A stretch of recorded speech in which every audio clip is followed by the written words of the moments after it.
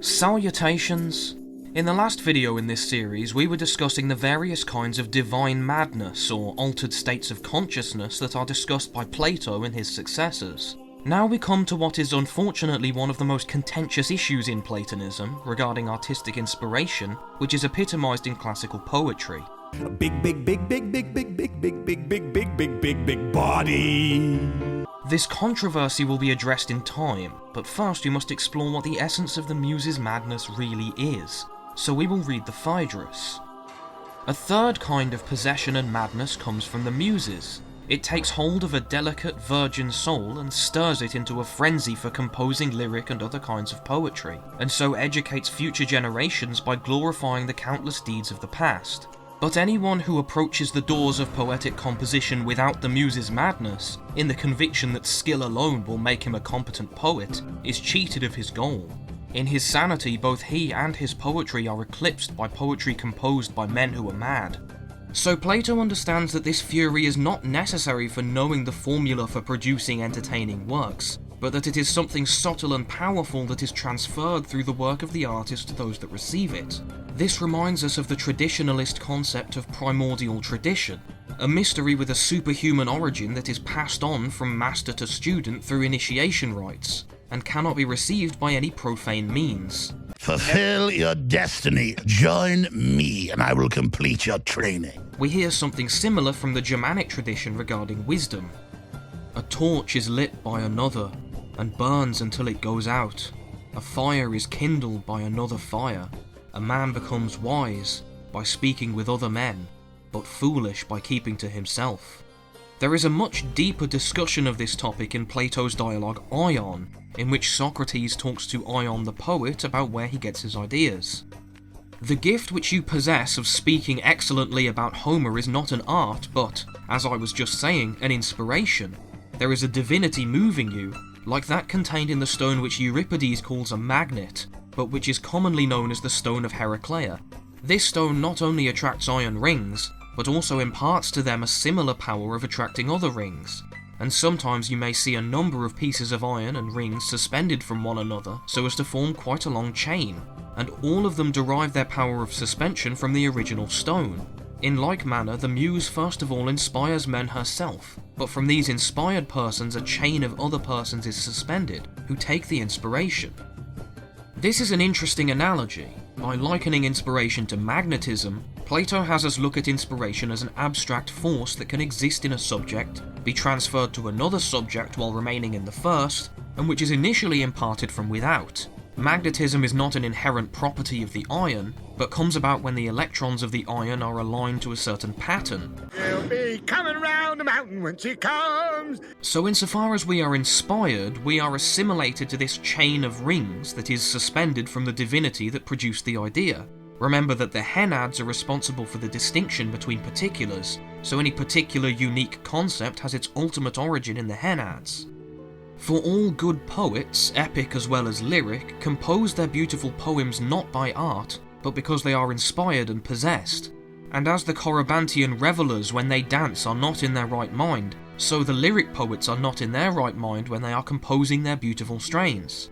But when falling under the power of music and metre they are inspired and possessed, like Bacchic maidens who draw milk and honey from the rivers when they are under the influence of Dionysus, but not when they are in their right mind. And the soul of the lyric poet does the same, as they themselves say, for they tell us that they bring songs from honeyed fountains, culling them out of the gardens and dells of the Muses, they, like the bees, winging their way from flower to flower, and this is true. This final reference to honey is not accidental, but is a reference to an ancient Indo-European concept, as Stephen R.L. Clark says regarding a similar reference to divine nectar. We can guess that this nectar was, literally, mead, a honey-derived drink long associated with poetic inspiration in India and the north as well as in Greece. According to Porphyry, De Antro Nymphaeum 16, honey is the food of the gods. Sugar do do do do do do. Honey honey do do do do do do. According to the Germanic corpus, poetic inspiration takes the form of mead, which was stolen from the giants by Woden in the form of an eagle and given to mankind by the gods. The structure of this story very closely mirrors a Celtic story about the theft of a magic potion called Arwen, which made its drinker Taliesin into the greatest bard to ever live. It can be taken for granted that the Arwen was originally mead. In Hinduism, this drink is called soma and was stolen by a falcon, but it seems to have been made using a special plant that is not mentioned elsewhere. Did you drink it? A lot of modern scholars have taken all these references to refer to a kind of psychedelic drug taking the form of a special mead, linking it back to the Eleusinian koukeon mentioned in the previous video. Whether this is true or the whole thing is a metaphor is irrelevant, because whatever those primordial poets received into themselves does not require any sort of chemical or hypnotic assistance to propagate. Like the magnetic power running through a chain of iron rings, this inspiration passes through the poet to others, and continues so long as it is repeatedly actualized. Traces of that magnetism remain even today, weak as they might be, and this is certainly reason to think that there is far more to inspiration than the fizz of brain chemistry, indeed something divine. This is furthered by a simple comparison of its effects with those of religious ecstasy. Socrates. I wish you would frankly tell me, Ion, what I am going to ask of you. When you produce the greatest effect upon the audience in the recitation of some striking passage, such as the apparition of Odysseus leaping forth on the floor, recognised by the suitors and casting his arrows at his feet, or the description of Achilles rushing at Hector, or the sorrows of Andromache, Hecuba, or Priam, are you in your right mind? Are you not carried out of yourself? And does not your soul in an ecstasy seem to be among the persons or places of which you are speaking, whether they are in Ithaca or Troy or wherever may be the scene of the poem? Ion. That proof strikes home to me, Socrates, for I must frankly confess that at the tale of pity my eyes are filled with tears, and when I speak of horrors my hair stands on end and my heart throbs. Socrates. Well, Ion, and what are we to say of a man who at a sacrifice or festival, when he is dressed in holiday attire, and has golden crowns upon his head of which nobody has robbed him, appears weeping or panic-stricken in the presence of more than 20,000 friendly faces, when there is no one despoiling or wronging him? Is he in his right mind or is he not? Ion. No indeed, Socrates, I must say that, strictly speaking, he is not in his right mind. Now hold on, sir. I've heard that Plato said all kinds of bad things about poets like Homer and Hesiod, and called them a bunch of liars. What have you got to say about that then? Well, here we go then.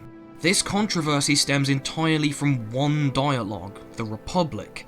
As we can see here, in the other dialogues Plato heaps praise on the poets. I think we should take the road we turned down before and look at what the poets have to say on the matter, given that where knowledge is concerned they are, so to speak, our fathers and guides. Then again, you are obliged to be continually in the company of many good poets, and especially of Homer, who is the best and most divine of them. And equally in the Republic, Socrates calls himself a great admirer of Homer, and in several places he specifically quotes Homer as evidence to back up his arguments, like these. And we may once more appeal to the words of Homer, which have already been quoted by us. He smote his breast and thus rebuked his soul. For in this verse Homer has clearly supposed the power which reasons about the better and worse to be different from the unreasoning anger which is rebuked by it. My meaning may be learned from Homer. He, you know, feeds his heroes at their feasts, when they are campaigning, on soldiers' fare. Looks like meat's back on the menu, boys! But at the same time, in this one dialogue, he also refers to Homer and Hesiod as bad liars, as opposed to the noble liars who established the founding mythology of the eponymous republic or city-state, and he proposes that the said state would not allow wandering poets to perform for its citizens. What's going on with this apparent contradiction? We first have to remember that this city-state was imaginary, even in the context of the dialogue. It was made up by Socrates and his friends as a rhetorical device with which to uncover the nature of justice, and it was never intended to be a feasible plan for running a nation. This is clearly established in the Republic itself. The more appeals of this sort which you make, he said, the more determined we are that you shall tell us how such a state is possible. Speak out and at once. Let me begin by reminding you that we found our way hither in search after justice and injustice. True, he replied, but what of that? I was only going to ask whether, if we have discovered them, We are to require that the just man should in nothing fail of absolute justice, or may we be satisfied with an approximation, and the attainment in him of a higher degree of justice than is to be found in other men? The approximation will be enough. We are inquiring into the nature of absolute justice and into the character of the perfectly just, and into injustice and the perfectly unjust, that we might have an ideal. We were to look at these in order that we might judge of our own happiness and unhappiness according to the standard which they exhibited and the degree in which we resembled them, but not to any view of showing that they could exist in fact. Man, reality sucks. So what is the reason why our perfect fantasy state would not make use of traditional poetry? Because the citizens of such a state would have to have their educations perfectly engineered in order to have them become perfect citizens, which means they could not be exposed to mythology containing unsavoury elements, or they might be inclined to replicate them. For a young person cannot judge what is allegorical and what is literal. Anything he receives into his mind at that age is likely to become indelible and unalterable, and therefore it is most important that the tales which the young first hear should be models of virtuous thoughts. The doings of Saturn, and the sufferings which in turn his son inflicted upon him, even if they are true, ought certainly not to be lightly told to young and thoughtless persons. If possible, they had better be buried in silence, but if there is an absolute necessity for their mention, a chosen few might hear them in a mystery, and they should sacrifice not a common pig, but some huge and unprocurable victim, and then the number of hearers will be very few indeed. We, however, do not live in a pristine fantasy world, so while we may try to put focus on the virtuous elements of our myths for the benefit of a young audience, ultimately these myths are all that remains of our primordial inspired tradition, and so we must take them in their entirety and try to understand what they mean, and pass that meaning on to our descendants, so the chain of iron rings can extend until the end of our age. Thanks for watching and have a nice day. Sing oak and ash and thorn, good sirs, all on a midsummer's morn. Surely we sing of no little thing in oak and ash and thorn. This show is awful. Terrible. Disgusting. See you next week. Of course.